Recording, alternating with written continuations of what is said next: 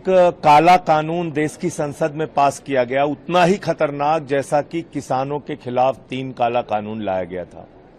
मैं आपके माध्यम से देश को जानकारी देना चाहता हूं कि राज्यों के खनिज पर अब सीधा कब्जा केंद्र सरकार का होगा। राज्यों को किसी भी प्रकार का कोई टैक्स लेने का अधिकार माइनिंग पर नहीं होगा, मिनरल्स पर नहीं होगा। ये साफ तौर पर आज के बिल में लिखा गया है और ये फैसला सुप्रीम कोर्ट के निर्णय के भी खिलाफ है। इसलिए हमने इसका विरोध भी किया और मैं सुप्रीम कोर्ट का जो डिसीजन था वो पढ़ के आपको बताता हूं।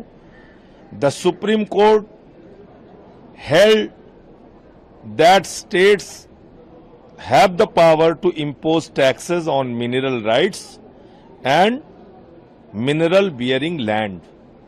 ये सुप्रीम कोर्ट के 9 जजों का फैसला है, 9 जजों का, और इसको आपने चुटकी में बदल दिया। हल्ले हंगामे के बीच में ऐसा खतरनाक बिल आपने पास कर दिया।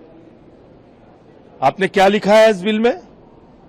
जो सरकार का बिल है उसमें लिख रहे हैं ये,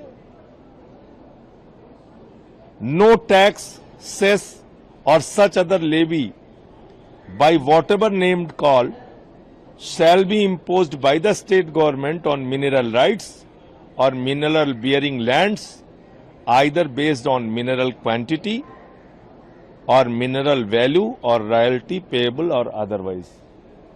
आप इसमें कह रहे हैं कि राज्य सरकार को कोई टैक्स लेने का अधिकार नहीं है और पूरी की पूरी बीजेपी नाच नाच के बिल पास कर रही है। नाच नाच के राज्यों से चुन के राज्यसभा के एमपी सारे आए हुए हैं।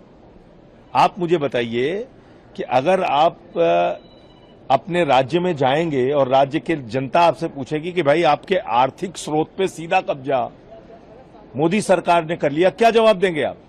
इसलिए ये जो बिल है ये अडानी के लिए लाया गया है, बड़े बड़े पूंजीपतियों के लिए लाया गया है और इस बिल के माध्यम से राज्यों के खनिज पे, राज्यों की खानों पर कब्जा करके सीधे अपने चहेते लोगों को, अडानी जैसे लोगों को सरकार आवंटित करेगी। तो दूसरा सवाल है, छात्रों का मुद्दा मुखरता से आम आदमी पार्टी उठाती रही जंतर मंतर से लेकर सदन तक, लेकिन पंजाब के मुतालिक हरियाणा पंजाब हाईकोर्ट ने एक स्टे दिया है जो 400 कुछ पदों की वहाँ